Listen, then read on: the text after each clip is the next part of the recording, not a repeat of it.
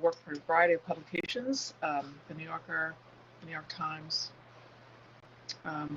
many others. Anyway, I'm going to draw for you. I'm going to draw something that's happening in the news today. And let me turn the camera around and you can watch me draw. Everybody good today?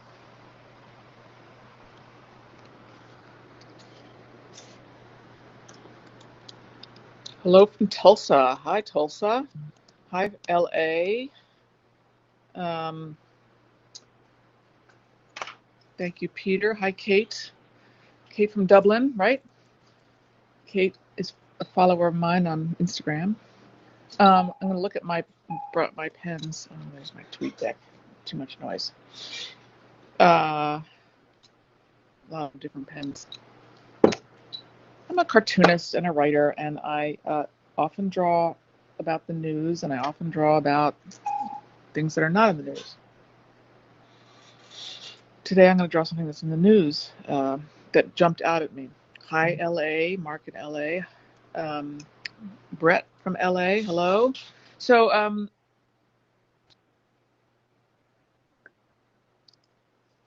Putin, Vladimir Putin. This is his nose.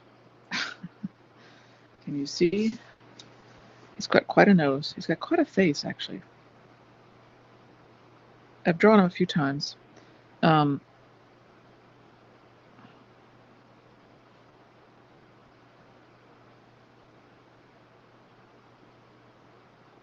This is kind of I have to admit that this drawing, it looks a little benign.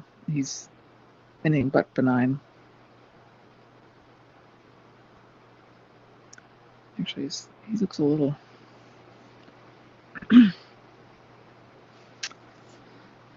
So he announced today that Russia had a vaccine, COVID-19 vaccine.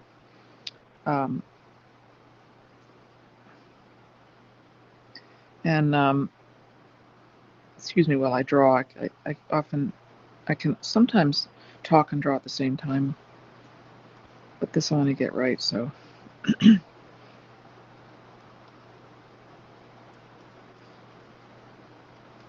know how he loves to show off his body?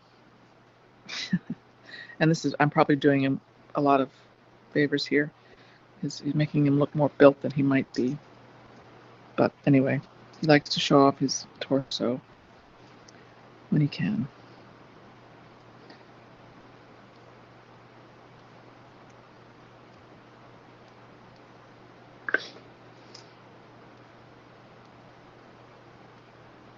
Anyway, the Russian scientists, many of them are saying we're not ready. They haven't finished the trials, and Putin is treating this like it's a race. And ironically, they've named this vaccine Sputnik 5. And if you know your history, Sputnik 1 was the first artificial satellite, and it began the arms race. I'm not drawing this particularly well, but you get the idea of what it is. So it's like it's not such a guy's name. It's like, okay, you're on. We're the first. We got the vaccine first. This is what this seems like. It's politics. And you're playing politics with people's lives. And you just got to wonder. This drawing, I was thinking a lot about how to do this, and at one point, I wanted to have Trump in the picture because I imagine our president is feeling competitive with Putin. Like, oh, they have a vaccine. We have to get a vaccine. So this is a vial. It doesn't really look like a vial, but it's a little too fat for a vial. But you get the idea.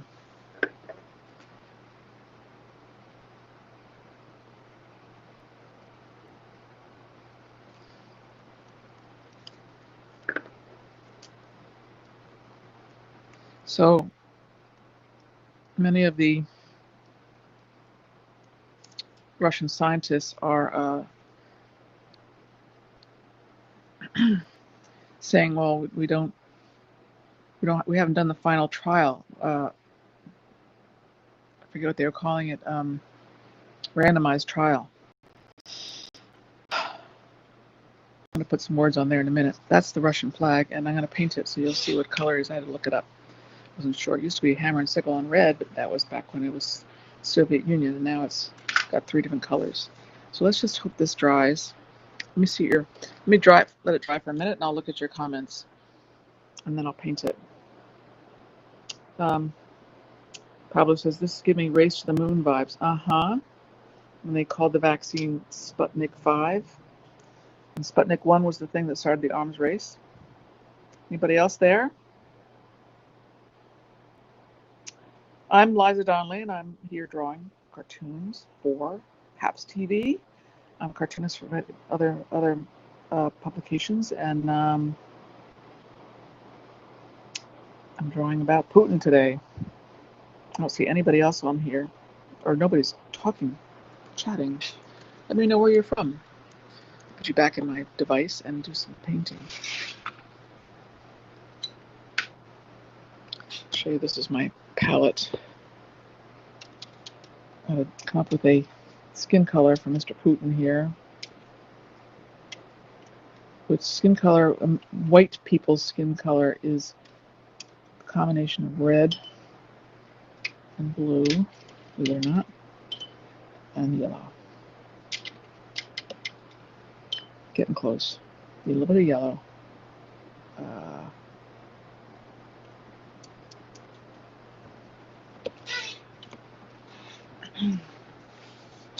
Test paper.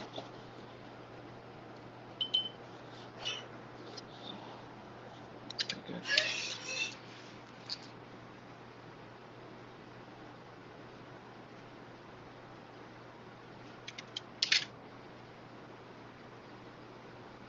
So I can imagine that.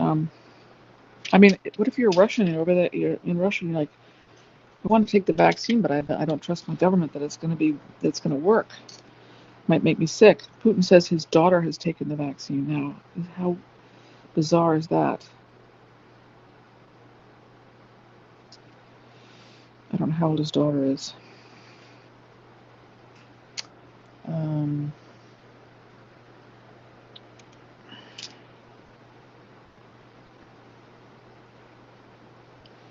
But did you also read that intelligence has told us that Russia is trying to help Donald Trump win, and China is trying to help Biden win?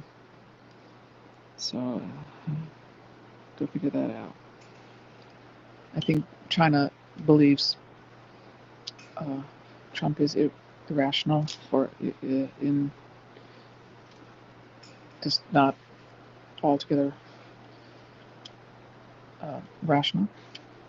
And Putin probably feels he can manipulate Trump to do whatever he wants. How should I make his boots brown or red? Maybe red.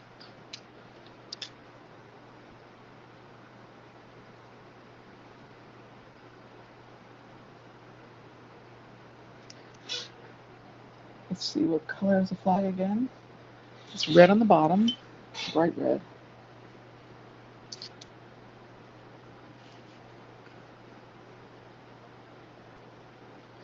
Russian flag has 3 stripes, red on the bottom, and it was developed it was created in 1993. I just read it.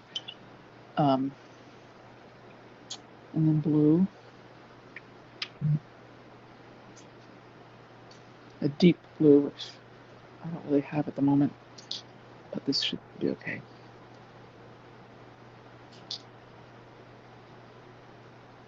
It's a little more of a this is more cerulean blue, and then it's white on the top.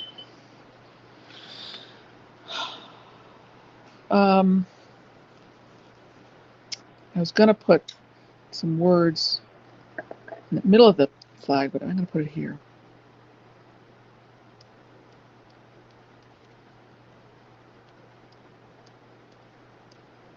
There you go.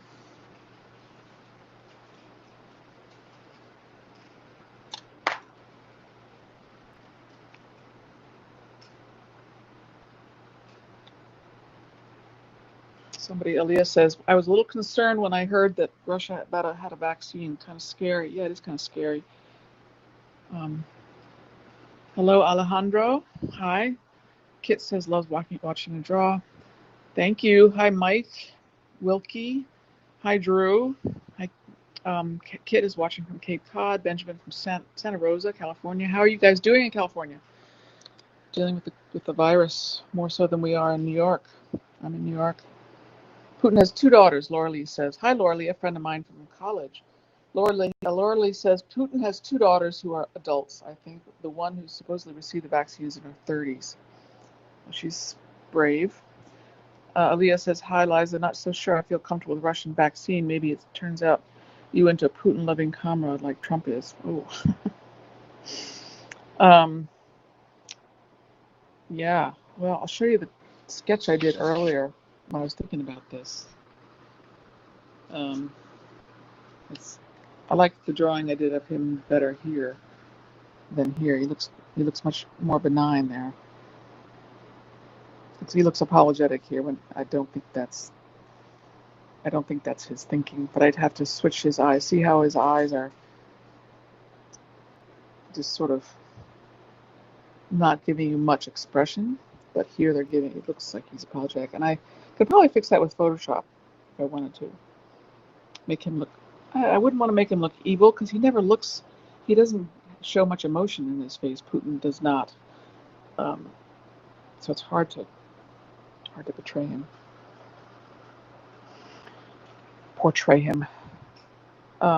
So that's what I have for you today. Let me turn this around. Hope you guys are well. Thank you, Kate. Thank you, Pablo. Pablo says he always looks sad, if anything. He does. He's got those like very sad eyebrows. He was former KGB, as we know. So he's somebody to keep your eye on and not trust. KGB. I remember when the Soviet Union was around, and I actually traveled to the Soviet Union when I was in college. I had to visit Moscow and Leningrad. It was called Leningrad back then, and Kiev, Stalingrad. Fascinating, really fascinating. It's a better place now, but not much better. It's turning into a dictatorship, I think, again. So that's all I have for today, guys. Hope you guys are well. Thank you, Pablo. Would love to hear more about that experience in the future. Sure, I can talk about being in the USSR in 1976. I went to Berlin also, East and West Berlin, and I went to former Yugoslavia and Poland. I went to Auschwitz. It was fascinating and heart-wrenching as well. So I will maybe talk about that sometime when I'm doing a broadcast if you'd like to hear. All right. Thank you, guys. Take care. See you again tomorrow. Probably, let's see, tomorrow's